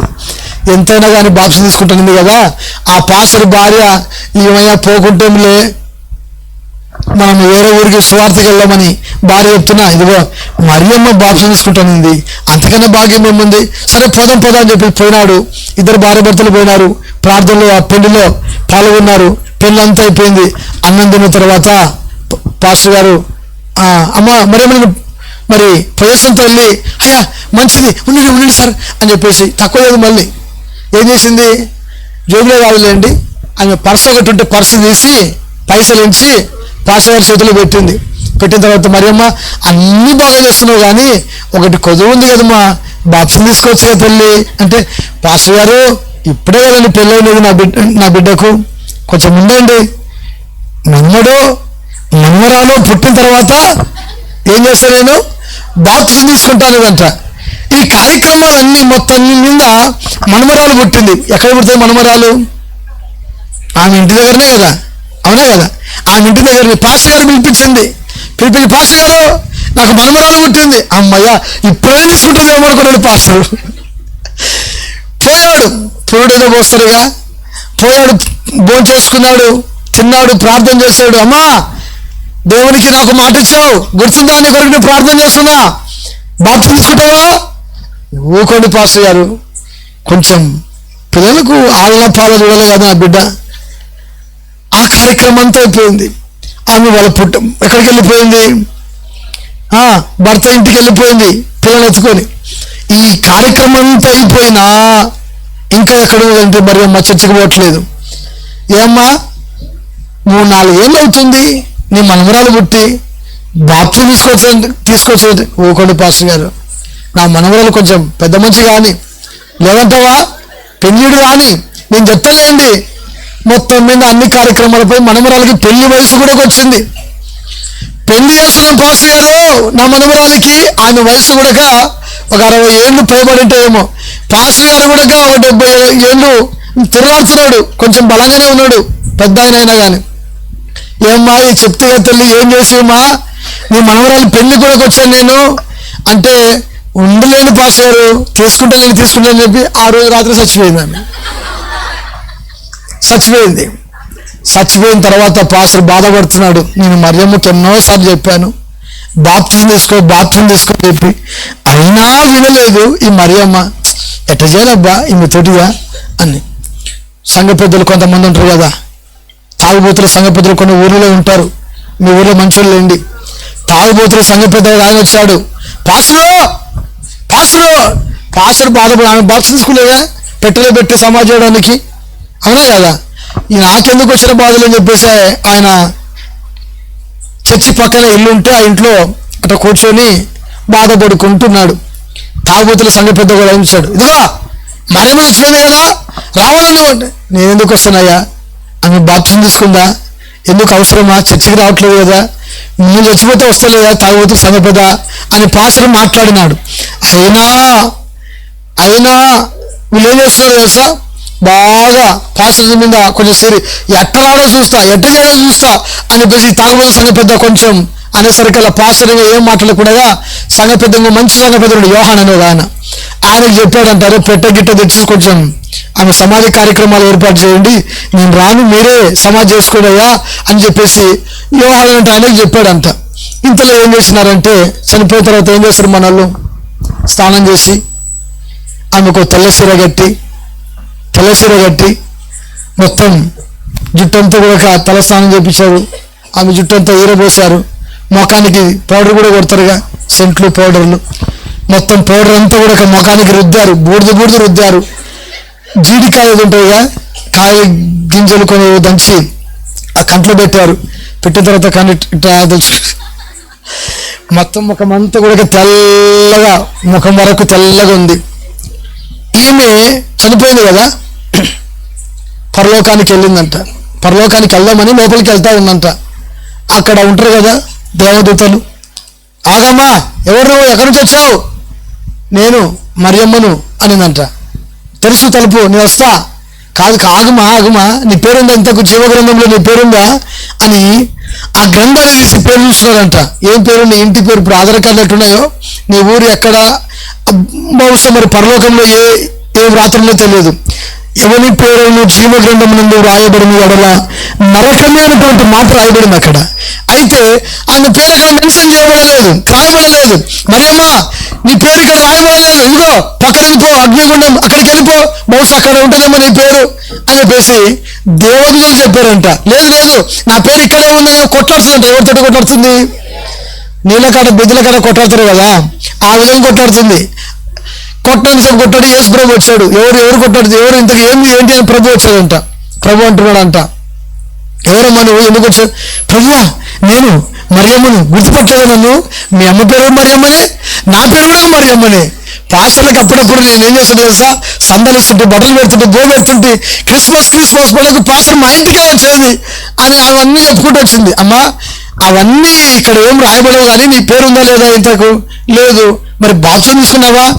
తీసుకున్నాం అనుకుంటే, కానీ ఇంతలోనే కాలం అయిపోయినాను ప్రభువా, మరి నన్ను ఏం చేయమంటావు? అమ్మా బాప్తిజం తీసుకొని మారు మనసు పొంది ఇక్కడ ఉంటేనే నువ్వు పరలోకానికి ఎంటర్ అవుతావు, లేకపోతే ఇక్కడ నీకు పరలోకంలో స్థానం లేదు నీకు అని చెప్పేసి ప్రభు చెప్పారంట. ప్రభు ప్లీజ్ ప్రభు నన్ను ఏం చేయమంటావు చెప్పంటే, బాప్తిజం తీసుకోవాలని అంట. ఇప్పుడు ఎట్లా తీసుకోండి ప్రభు? సరే నీకు 2 గంటలు టైం ఇస్తా, బాప్తిజం తీసుకొని వస్తావా అని అడిగాడంట ప్రభు. ఖచ్చితంగా ప్రభు నాకు 2 గంటలు టైం ఇవ్వండి. ఎప్పుడప్పుడు ఆమె పెట్టెలో, అప్పటికే పెట్టెను మొత్తం మేకులు కొట్టి ఎక్కడికి, పరదేశులము ప్రియులారా, సంగ పెద్దలే, పాస రాలేదు, పురమేదిగాదిప్పుడు అని పాట పాడుకుంటూ సమాధి తీశారు. పక్కన మట్టి కుప్ప మీద పెట్టెను పెట్టారు. మేకులు బాగా కొట్టారు కదా. 2 గంటలు ప్రభు సమయం ఇచ్చాడు కదా. ఆ 2 గంటల్లో ఆ పెట్టెలోనికి ఆమె రావాలి. మొత్తానికి ఆమె ఆత్మ ఎక్కడికి వచ్చిందంట? పెట్టెలోకి, ఆమె శరీరంలోకి వచ్చేసింది. పెట్టెలో కాదు, శరీరంలోకి వచ్చేసింది. పెట్టెలో ఉంది. ఇదేంది రాకుంది, ఎందుకు నీడకు పెట్టినారు అని చెప్పేసి ఆ తలుపును అటు ఇటు ఆ పొడుతూ ఉంది. కానీ పెట్టెలో ఉన్నప్పుడు ఇట్టున్నా కానీ రాదు. అది ఏం చేసిందంటే, కాలు బొట్టకనేలు కూడా కట్టింటారు తాడు తీసుకొని. ఆమె ఏం చేసిందంటే, ఈ 2 చేతులు తీసుకొని 2 కాళ్ళు వేసుకొని పటాలమంతైంది. ఆ బాక్స్ మూత ఎగిరి పడింది. అక్కడ ఉంటారు జనాలు, కుప్పలు మట్టుకొచ్చారు కదా, సామాన్యంగా లేదు. దానికి తోడు వాడు తాగోతుడు, ఓయక్కో ఎంత పడేకారు ఏడ్చుకుంటూ వచ్చినాడు. అంత దూరంలో వస్తున్న ఇంకొక వ్యక్తి కూడా నిలబడిపోయినాడు. ఈ బ్యాచ్ ఉంటుందాగా పెట్ట మూత లేసరికల్లా ఎవరు లేరు అక్కడ. ఆమె లేచింది, కొప్పు కట్టింది. వామ్మో ఇది ఎప్పుడే దయ్యమైందిరా, యేసు ప్రభు నమ్ముకోలేదు, బాప్తిజం తీసుకోలేదు, దయ్యమై వచ్చింది అని చెప్పేసి కొప్పు కట్టి ఆమె ఏం చేసిందంటే బయటకు వచ్చింది. హే చిన్నోడా, పెద్దోడా, బాబాయ్ నేను అని పిలుస్తా ఉంది. ఓతో ఏది పిలిచేది? అందరూ రాళ్ళు రప్పలు కంప గింప. శ్మశానంలో రోడ్లు నీట్గా ఉంటాయా? గుంతలలో రప్పలలో ఉరుకుతా ఉందంట. అందరూ ఉరుకుతా ఉన్నారు, ఈమె కూడా ఉరుకుతా ఉంది. ఏ కాటికి అర్థం కాదు. బాప్తిజం కావాలంటే ఎవరిలో పోయినా కానీ బాప్తిజం వేరు. పాస్టర్ గారు బాప్తిజం ఇచ్చేది. పాస్టర్ చైర్లో కూర్చున్నాడు. పాస్టర్ కూర్చొని మరియమ్మ గురించి ఆలోచన చేస్తున్నాడు. కానుక తెచ్చింది, బట్టలు పెట్టింది, బో పెట్టింది, బిడ్డ కాటొచ్చి మనవరాలు దాకా అన్ని కార్యక్రమాలకు నేనే పోయినాను. ఏందో ఈమె బాప్తిజం తీసుకోలేదు, సత్య నరకానికే పోయింటుంది, లేదంటే దెయ్యం తిరుగుతుంటుంది అని ఆ పాస్టర్ ఆలోచన చేసుకుంటున్నాడంట. చేసుకుంటూ ఆమె గురించి ఆలోచన చేస్తుంటే పాస్టర్ తలుపేసింది. లోపల కూర్చున్నాడు. ఆమె సరాసరి తలుపుకి ఎదురుగా నిలబడి, పాస్టర్ గారు ఎవరమ్మా అడిగాట పాస్టర్. నేను మరియమ్మను, గుర్తుపట్టలేదా? ఏ మరియమ్మ? ఎవరు? చచ్చిపోయింది కదా ఆమె. ఈ మరియమ్మ ఎవరబ్బా, గొంతు ఎట్టునే కనబడుతుంది, ఎవరు నువ్వు అని చెప్పేసి పాస్టర్ తలుపు తీయకుండా తెలివి ఎక్కువేమో కిటికీ తెరిచాడు. ఏం చేశాడు? పక్కన డోర్ పక్కన కిటికీ, ఆ కిటికీ తెరిచాడు. చూస్తే వామ్మో అప్పుడే దయ్యం వచ్చింది. బైబిల్ తీసుకొని యేసు నామములో వెళ్ళిపో సైతానా అంటున్నాడంట. నేను మరియమ్మను పాస్టర్, నాకు బాప్తిజం కావాలి పాస్టర్, నీ కాలభక్త, నాకు బాప్తిజం నీ పరలోకానికి రానివ్వట్లేదు. సైతానా యేసు నామములో వెళ్ళిపో, బాప్తిజం తీసుకోకపోతే నువ్వు నరకానికి వెళ్ళిపో, సైతానా వెళ్ళిపో అని ఈ పాస్టర్ గద్దిస్తా ఉన్నాడు, భయపడుతున్నాడు, పక్క గద్దిస్తా ఉన్నాడు, ఆయన పోవట్లేదు. అక్కడ అర్ధగంట టైం వేస్ట్ అయింది. ఇంకెంత టైం ఉంది ఆమెకి? ఇంకా గంటన్నర టైం ఉంది. ఈ గంటన్నర టైంలో పాస్టర్ ఎవరు మాట్లాడాడు తెలుసా మీకు? ఎవరు మాట్లాడాడు? కరెక్ట్ చెప్పినాం. సంఘ పెద్ద యోహాను ఉన్నాడు, మా అన్న కాటికి వెళ్తే సంఘ పెద్ద కాటికి అని చెప్పేసి ఆయన అక్కడి నుంచి పర్వాలేదు వచ్చినాడే. ఎక్కడి నుంచి? ఆయనంగా ఇంటికి వచ్చి స్నానం చేసుకొని దయ్యం తిరుగుతుంది అప్పుడబ్బా ఏం చేయాలబ్బా అనుకుంటూ ఆయన బిత్తులు పుడుతూ ఉంది.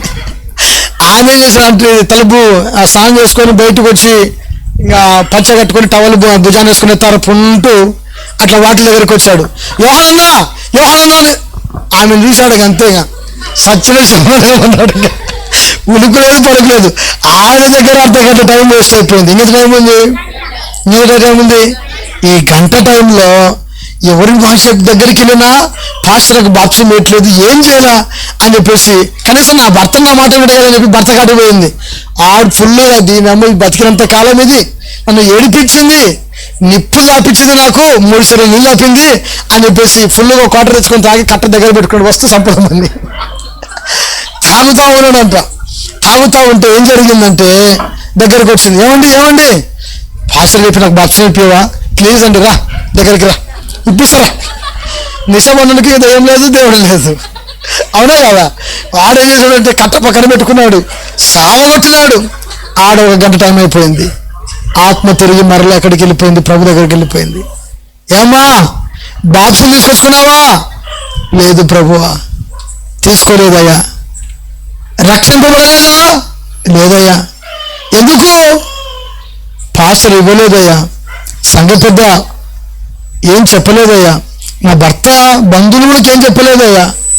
ఎందుకు చెప్తారు? దీపం ఉండగాని దీపము ఆరిపోయిన తర్వాత అర్థమవుతుందా? ఊపిరి ఉండగానే యేసు ప్రభువుని నమ్ముకొని మారు మనసు పొంది పాపక్షమాపణ పొంది బాప్తిస్ము తీసుకొని ఆయనలో నీవు జీవించాలి. అప్పుడు పరలోక రాజ్యం నీకు దొరుకుతుంది. ఇప్పుడు నువ్వు ఎంత తిప్పలు పడినా వింటారా, పరలోక రాజ్యం అనేది దొరకదు అని యేసుక్రీస్తు ప్రభువారు సెలవిచ్చారు. దేవునికి స్తోత్రం కలుగును గాక. మనసును మార్చుకో, బ్రతుకును దిద్దుకో, హృదయం ప్రభుకివ్వరా. మారిన మనసుతో వేడిన చాలు, మారిన మనసుతో వేడిన చాలు.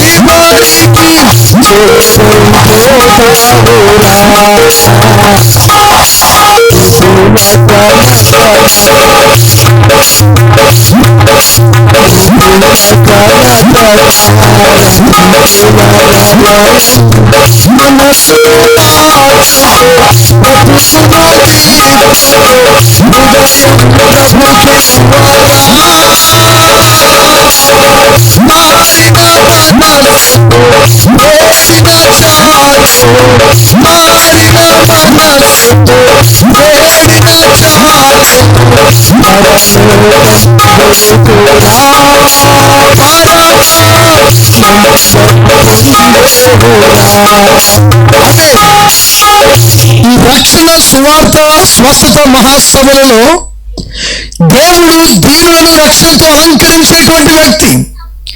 ఆ రక్షణ భాగ్యం నువ్వు కోల్పోయిన ఎడల చాలా ప్రమాదం. యేసుక్రీస్తు ప్రభు వారు దీనుడు. యేసుక్రీస్తు ప్రభు వారు ఏమై ఉన్నారు? ఏమై ఉన్నారు? యేసు ప్రభు సెలవిచ్చేటువంటి మాట ఏమిటంటే, నేను దీనులను, దీన మనస్సు గలవాడను, నా యొద్దకు వచ్చి మీరు నేర్చుకునండి. నా యొద్ద తప్ప మీరు ఎవరు ఎక్కడ కూడా నేర్పించబడలేరు, నేర్చుకోలేరు. మీరు నేర్చుకోవాలంటే ఒకే ఒక స్థలము, యేసుక్రీస్తు ప్రభు వారి యొక్క స్థలము, మందిరము దగ్గర మాత్రమే. ఒకటే చెప్పండి గట్టిగా.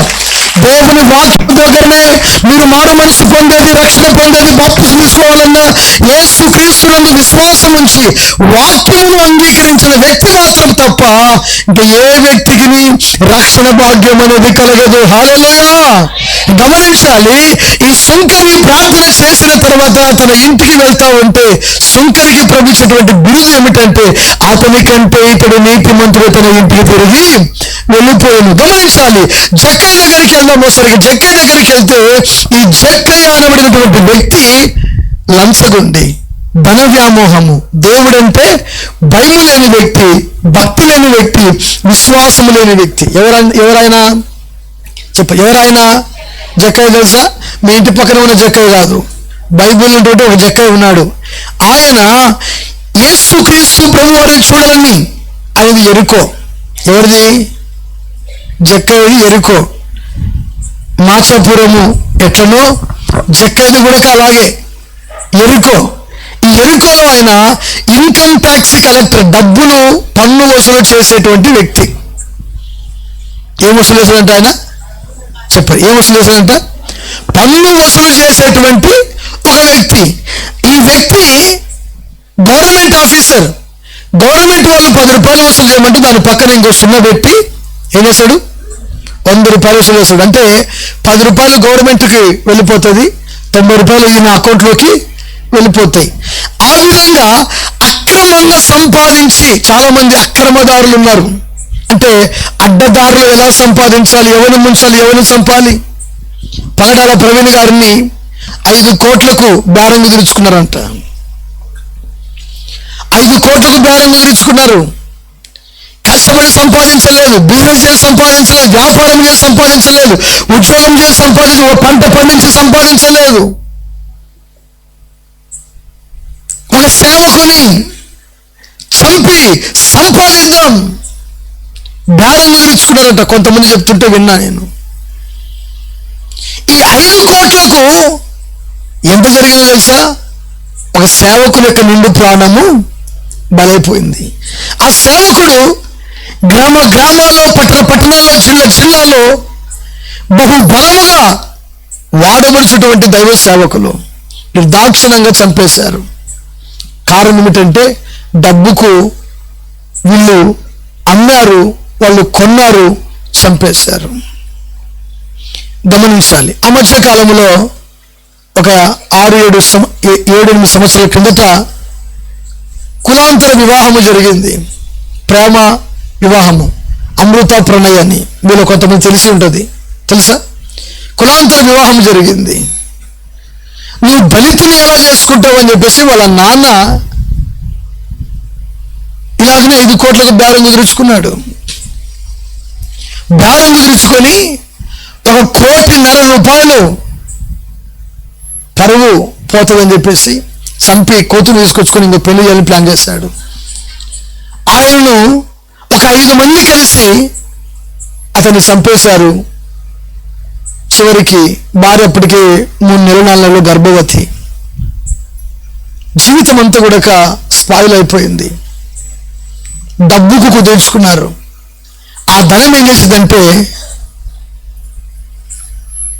ఒకడు ఉరికమ్మం ఎక్కాడు, ఒకడు గుండెపోటు వచ్చి చనిపోయాడు. డబ్బు ఇచ్చి మనిషిని చంపాలని అక్రమంగా అన్యాయంగా యేసుక్రీస్తు ప్రభు వారిని, అంటే ఒక వ్యక్తిని చంపడానికి బేరము కుదుర్చుకోవడం కూడా చూడండి.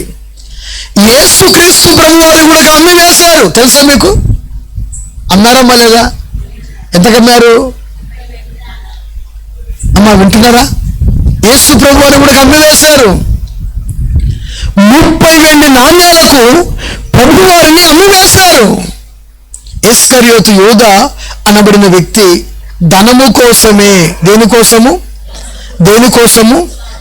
యెరూషలేము నుండి యెరికోకు దిగి వెళుతున్నటువంటి ఒక వ్యక్తిని దొంగలు ధనము కోసమే అతన్ని కొన ఊపిరితో వదిలేశారు. డబ్బులు దోచుకొని, వస్త్రాలు దోచుకొని అనే మాట కనబడుతుంది. గమనించాలి, ఈ జక్కయ్య కొడక ధన వ్యామోహంలో పడిపోయాడు. ఈనాడు సమాజంలో చాలా మంది కూడక ధనము ధనము ధనము, దేవుడు అంటే భయం లేదు, డబ్బుకు ఎంతకైనా తెగించడానికి వెళ్తున్నారండి. దేవుని పక్కకు పెట్టేసి భయమును క్రైస్తవులే. పత్తి తీయడానికి వెళ్తే 300 రూపాయలు కూలనుకోండి. ఎంత ఆదివారం 500 ఇచ్చారనుకోండి, ఏం చేస్తావు? లేదా చచ్చిపోతారు మీరు. అంటే సాతానుడు ఒక రైతును ప్రేరేపిస్తాడు. ఇదిగో అందరూ 300 ఇస్తున్నారు కదా, ఈరోజు పత్తి తిప్పి, ఆడంతా కూడా క్రిస్టియన్సే, 500 ఇస్తాను చెప్పు, ఖచ్చితంగా నీ దగ్గరికి పనికొస్తారు. బైబిల్ కూడా పక్కన పెట్టి, ఇదిగో బైబిల్ పక్కన పెట్టి ప్రార్థనకు రాకుండా కొడవలు తీసుకున్నాము, వాళ్ళ బుట్ట తట్ట సర్ది నిద్ర పెట్టుకున్నాం, నీ దగ్గరకు వస్తారు. సాతాను వాడికి ప్రేరేపిస్తే వీడంటాడు, ఇదిగో 500 ఇస్తా, వస్తారమ్మా, వస్తాం సార్, సౌకర్యం, వస్తాం రెడీ, వస్తాం సౌకర్యం. ఏం చేస్తున్నావు నువ్వు? యేసుక్రీస్తు ప్రభు వారిని ఆరాధించడానికి 500కు నీవు అమ్మివేస్తున్నావు. ఆయన తలుచుకుంటే నిన్ను ఎంతైనా హెచ్చరించగలడు. కొట్ట చెప్పండి గట్టిగా. దేవుని వాక్యంలో రాయబడింది, ఒక్క దినము గడుపుట, చెప్పమ్మా అందరు చెప్పండి నాకు, ఒక్క దినము గడుపుట 1000 దినముల కంటే శ్రేష్టమైంది. ఈ శ్రేష్టమైన భాగ్యాన్ని మానవుడు ఎందుకు కోల్పోతున్నాడు అంటే, డబ్బుకు, ఈ ధన వ్యామోహంలో, వ్యాపారములో అధిక లాభం కొరకు, ఉద్యోగంలో అధిక లాభం కొరకు. మా చర్చి కూడా వస్తాడు, ప్రారంభంలో వచ్చాడు, కొద్ది రోజుల తర్వాత ప్రైవేట్ జాబ్ చేస్తున్నాడు. వాడు ఆదివారం కూడా చర్చికి రాడు. ఎందుకు రా అబ్బాయి చర్చికి రాకుండా ఉన్నావు? ప్రార్థనకి ఎందుకు రాకుండా ఉన్నావు? ఎందుకు వాక్యం వినకుండా ఉన్నావు? లేదండి నేను ఫుల్ బిజీ అండి. ఒకడు ఫుల్ బిజీ అనుకుంటూ యాక్సిడెంట్ చనిపోయాడు. ఇప్పుడు నీ ఉద్యోగం ఎవరు చేయాలి? నీ భార్య పిల్లలు ఎవరు చూసుకోవాలి? నీ కుటుంబాన్ని ఎవరు పరామర్శించాలి? నీ పిల్లలకు తండ్రి ఎవరుంటారు? నీ భార్యకు భర్త ఎవరుంటారు? నీ తల్లిదండ్రులకు కొడుకు ఎవరుంటారు? అర్థమవుతున్న మాటలు? నీ కోపం వచ్చినా బాధ వచ్చినా పర్వాలేదు, కానీ ఆరాధించటం మానకూడదు. దేవుని స్తోత్రం. దేవుని సన్నిధిలో గడపాలి, దేవుని మందిరములో ఉండాలి, దేవుని సన్నిధిలో మనము దేవుని ఆరాధించడానికి ఇష్టపడాలి. అది క్రైస్తవుని యొక్క తత్వం. అమ్మడవేయకూడదు, అమ్మివేయకూడదు. గమనించాలి, యేసుక్రీస్తునందు నువ్వు విశ్వాసం ఉంచిన వ్యక్తినైతే దేనిని కూడా ఆశించుకో. జక్కయ్య అనబడిన వ్యక్తి యేసయ్యను చూడాలని ఆశ కలిగి ఉన్నాడు. ధనవంతుడే, డబ్బున్న వ్యక్తే, పేరు ప్రఖ్యాతి ఉన్న వ్యక్తే, తన వ్యామోహంలో ఉన్న వ్యక్తే. కానీ ఎవరు చూడాలనుకున్నాడు? యేసయ్యను చూడాలనుకున్నాడు. కానీ యేసు ప్రభు వారు ఆ ఊరికి వచ్చినప్పుడు జన సమూహము తండోపలుగా ఉన్నారు. ప్రభు ఎవరు గుర్తించలేదు అతడు. అందుకని ఆయన ఇలాగ ఒక మేడి చెట్టు ఉంటే ఆ చెట్టు ఎక్కి కూర్చున్నాడు. ఆ కొమ్మ మీద కూర్చున్నాడు. యేసయ్య ఈ దారిలో ఇలా వెళ్తున్నాడు. అక్కడి నుంచి బయలుదేరాడు.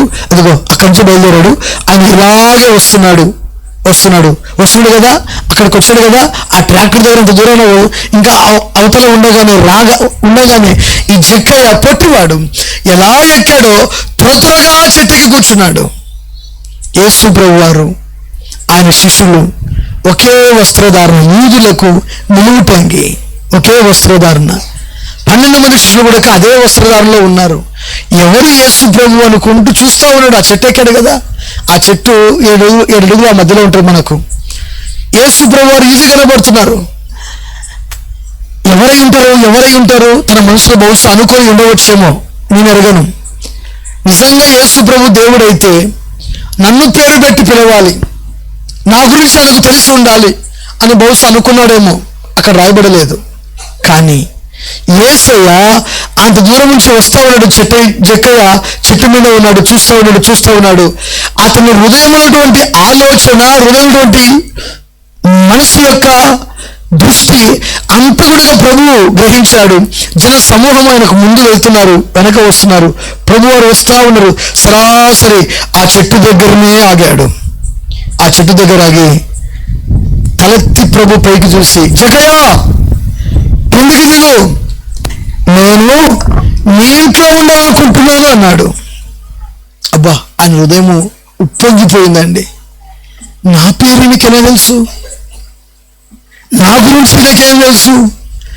నా గురించి నాకు తెలుసంటే, నా పుట్టు పూర్వతలు కూడా ఆయనకు తెలుసుంటాయి. నా పేరు చెప్పాడంటే ఈయన సామాన్యుడు కాడు, నిజంగా యేసు ప్రభువే అని ఆ జక్కయ్య ఆ చెట్టు మీద నుండి, నువ్వు త్వరగా దిగు, నేడు నేను నీ ఇంట్లో ఉండాలి అన్నాడు ప్రభు. అతడు త్వరగా చెట్టు దిగాడు. చూడండి, పొట్టి వ్యక్తి. ఆయన దిగేటప్పుడు చేతులు, కాలు, మొక్క చెక్కలు పోతాయిగా, చెట్టు త్వరగా స్పీడ్గా దిగితే. అవునా కదా? చెట్టు ఏమైనా మెత్తగా నున్నగా ఉంటుందా? దానికి ఎన్ని గుడుపలు ఉన్నాయి చూడండి. అవునా కదా? అంటే ఆ మేడి చెట్టు కూడా ఎలా ఉంటుందో చూడండి. ఆ మేడి చెట్టు ఉన్నటువంటి వ్యక్తి త్వరగా దిగి సంతోషంతో ప్రభుని చేర్చుకున్నాడు.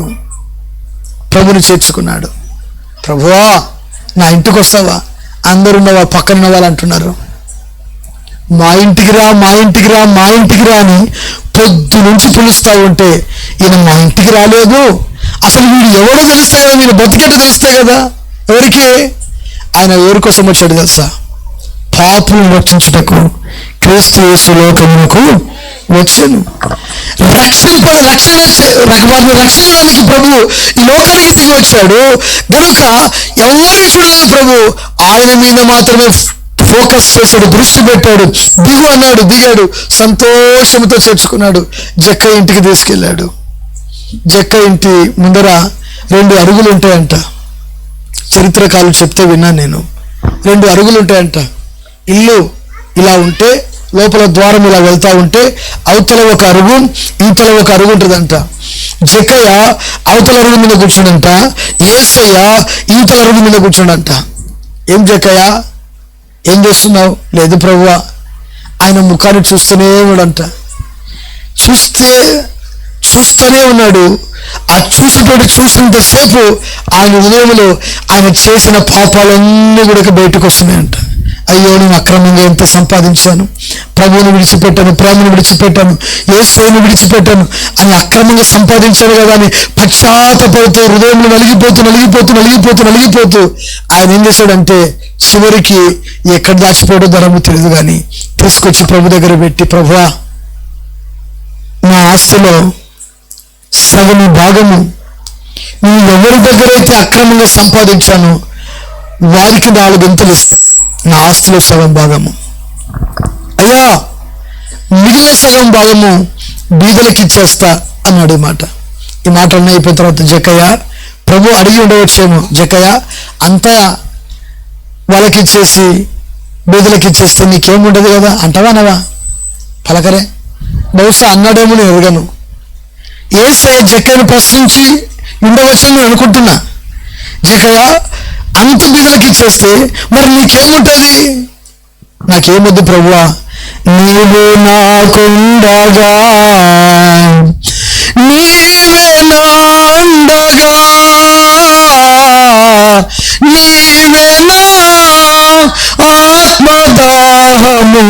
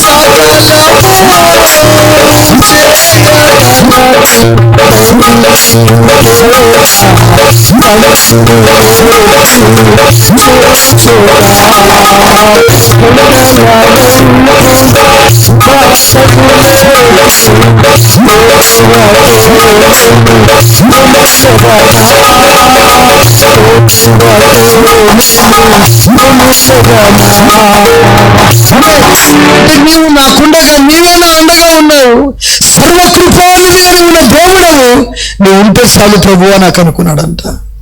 అందుకని తనకున్నదంతా కూడా బీదలకు అక్రమంగా సంపాదించిన ఎవరైతే తీసుకున్నాడో వారికి 4 వంతులు చేసి ఆయన యేసుని వెంబడించడం మొదలు పెట్టాడు. అలాంటి త్యాగం మన జీవితంలో ఉందా?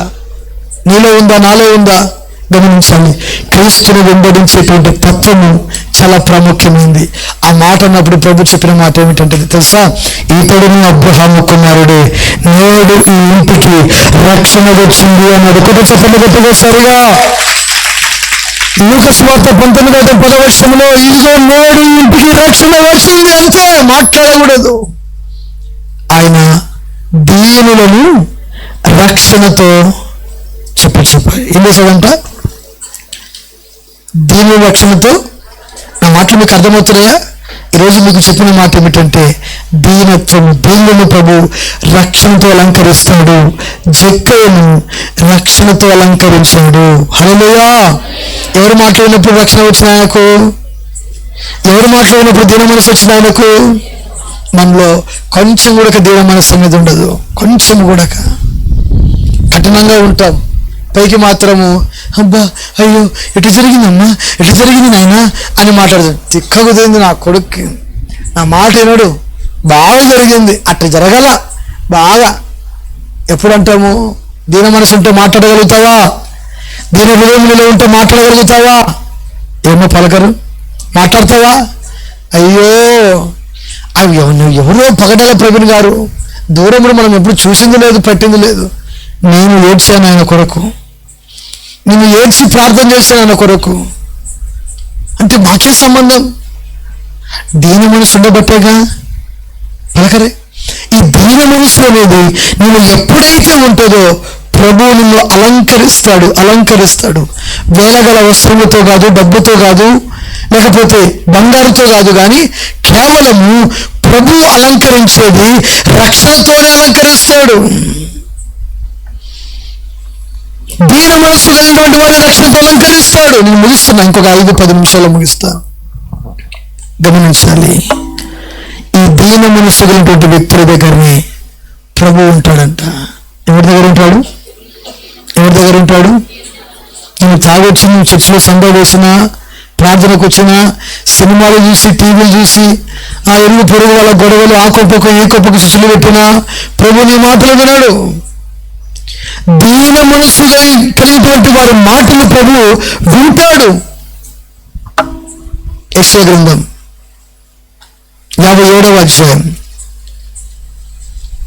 15వ వచనం. మహాగణుడును మహోన్నతుడును పరిశుద్ధుడును నిత్య నివాసి అయిన వాడు ఇలాగూ సెలవిచ్చుచున్నాడు, నేను మహోన్నతమైన పరిశుద్ధ స్థలములో నివసించువాడను, అయినను వినయము గలవారి ప్రాణమును ఉజ్జీవింప చేయుటకును, నలిగిన వారి ప్రాణమును ఉజ్జీవింప చేయుటకును. గమనించాలి అంశం చూడండి. వినయము గలవారి యొద్దను దీన మనసు గలవారి యొద్దను నేను నివసించుచున్నాను అని అనుకుంటూ చెప్పండి గట్టిగా, వినబడండి. యేసు రక్తమే క్షేమ కలుగును గాక. నేను ఎవరి దగ్గర నివాసము చేస్తానంటే వినయము గలవారి యొద్దను దీన మనస్సు గలవారి యొద్దను నేను నివాసము చేస్తా. మోసే వినయము గలవాడు, నోవాహు వినయము గలవాడు, అబ్రహాము వినయము గలవారు. వారి దగ్గర ప్రభు ఉన్నాడు, వారితో ఉన్నాడు. వారితో ఉన్నటువంటి ప్రభు నీతో ఉండాడా? ఉంటాడా ఉండడా? ఉంటాడా ఉండడా? ఖచ్చితంగా ప్రభు నీతో ఉంటాడు. దీన మనస్సు కలిగి ఎవరైతే ఆయన సన్నిధిలో ఉంటారో, దీన మనస్సు కలిగి ఆయన మాటకు వెనక్కి ఆయనకు లోబడతారో వారి దగ్గర ఉంటాడు. గమనించాలి, యేసుక్రీస్తు ప్రభు వారు 2024 సంవత్సరాల క్రిందట, 25 సంవత్సరాల క్రిందట నీ కొరకు నా కొరకు ఆ కలువరి శిలువ దీనుడై తన ప్రాణమును దారబోసాడు. కొత్త చెప్పండి గట్టిగా, ఇంకా తన ప్రాణమును దారబోసాడు. కలువరి శిలువలో తన ప్రాణమును దారబోసి దీనమైనటువంటి మనస్సు కలిగి శిలువలో ప్రభు పడినటువంటి మాట, తండ్రి వీరేమి చేయుచున్నారో వీరెరుగరు కనుక వీరిని క్షమించు. రెండో మాట ప్రభు అంటున్నాడు, నేడే నువ్వు నాతో కూడా పరదేశంలో ఉంటావు. అమ్మా ఇదిగో నీ కుమారుడు. ఎన్నో సంగతులు ప్రభు ఆ శిలువలో 7 మాటలు పలికి తన ప్రాణమును ఎవరి కోసం దారబోసాడు? ఎవరి కోసం దారబోసాడు? ఎంత దీనుడైనాడండి ప్రభు, ఎంత దీన మనసుందండి ప్రభువుకు. కనుక నా ప్రేమటువంటి దేవుని బిడ్డరా, దీన మనసు, తగ్గింపు జీవితం, దీన మనసు, మంచి విశ్వాసం, భక్తి, భయం. ఏదైనా ఒక మాట మాట్లాడినప్పుడు సరెండర్ అయిపోవట, మాటకు సరెండర్ అయిపోవట. నోవాహును పిలిచాడు, నోవాహు సరెండర్ అయిపోయాడు. చిత్తం ప్రభువా, నన్నేం చేయమంటావు? నీవు నీ ఇంటి వారి రక్షణ కొరకు ఒక ఓడను సిద్ధపరచు. ఏం సిద్ధపరచాలంట? ఓడను ఎవరి కొరకు? నీ ఇంటి వారి రక్షణ కొరకు ఒక ఓడను సిద్ధపరచు. ఆ ఓడ కొరక చితి సారపు మ్రాను కర్రతో చేయాలి. ఏ కర్రతో చేయాలి? ఏ కర్ర? చితి సారపు, సారవంతమైనది, చితలము కానిది ఆ కర్ర. గమనించాలి, ఆ పడవను తయారు చేయడానికి 80 సంవత్సరాలు పట్టిందండి ఆయనకు. 3 అంతస్తులు గదులు.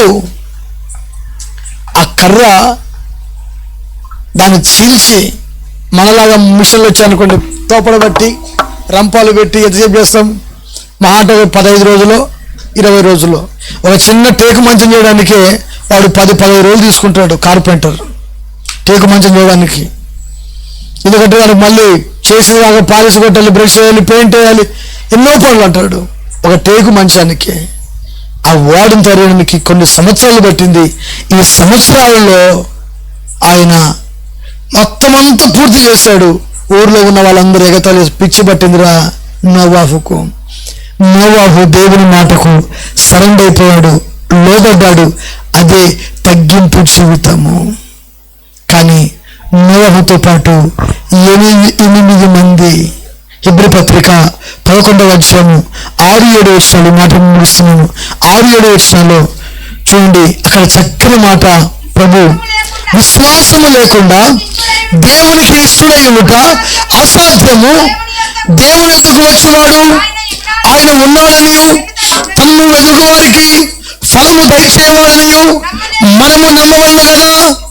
విశ్వాసమును బట్టి నోవాహు అది వరకు చూడని సంగతులను గూర్చి దేవుని చేత హెచ్చరించబడిన వాడై, దేవుని యందు భయభక్తులు గలవాడై, తన ఇంటి వారందరి రక్షణ కొరకు క్రీస్తు అనే ఒక ఓడను సిద్ధము చేసుకోవడం. చెప్పండి గట్టిగా, దేవునికి స్తోత్రములు కలుగునుగాక. హల్లెలూయా. క్రీస్తు అనే ఒక ఓడను సిద్ధపరచుకున్నాడు రక్షణ కొరకు. అంటే నోవాహు సరెండర్ అయిపోయాడు, నోవాహు లోబడ్డాడు, నోవాహు ఆయన మాటకు విధేయుడిగా ఉన్నాడు. అదే దీన మనసు. ఆయన దీన మనసు వారిని హెచ్చిస్తాడు, బలపరుస్తాడు, ఆశీర్వదిస్తాడు. నీ జీవితంలో ఎలాంటి తత్వం ఉంది? దీన మనసు ఉందా? గర్వం ఉందా? దీన మనసు ఉందా? అహంకారం ఉందా? దీన మనసు ఉందా? పాపం ఉందా? ఒకసారిగా నువ్వు పరీక్షించుకోవాలి. దీన మనసు ఉన్న వారందరినీ దేవుడు ఆకాశమంత ఎత్తుగా వారిని ఆశీర్వదించునుగాక. దీన మనసు ఉన్న వారందరూ రక్షణతో అలంకరించబడుదురుగాక. ఆ రక్షణ నీకు, నీ కుటుంబానికి ప్రాప్తించునుగాక. నీ కుటుంబంలో ఉన్న వారికి ప్రాప్తించునుగాక. ఆయన సన్నిధి నీకు తోడుగా ఉండునుగాక. దేవుడు తన పరిశుద్ధ వాక్యాన్ని దీవించి ఆశీర్వదించునుగాక. ఆమేన్. ప్రార్థన చేసుకుందాం. అందరూ లేచబడి, ఎవరు వెళ్ళదండి. అమ్మ కూర్చోండి. చిన్న ప్రార్థన చేసుకుందాం. ప్రేమగల తండ్రి, పరిశుద్ధమైన దేవ, విన్న వాక్యాన్ని బట్టి నీ బిడ్డలు స్థిరపరచబడి బలపరచబడినట్లు ఆశీర్వదించండి. వారి కుటుంబాలు ఆధ్యాత్మికంగా ఎదిగినట్లు సహాయం దయచేయండి. వారిని రక్షణతో మీరు అలంకరించి ఆశీర్వదించమని యేసయ్య పుని నామంలో కోరుకొనుచున్నాను తండ్రి. మీకు సంబంధించినటువంటి సేవకులకు 2 వందనాలు. థ్యాంక్ యూ పాస్టర్ గారు.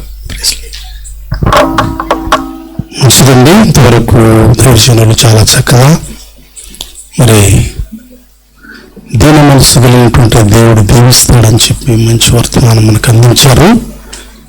ఈ సమయంలో మరి ఈ సభల కొరకు మరి సోదరుడు సుందరరాజన్న గారు బాగా సిద్ధపడి మన కోసం మంచి పరిచయం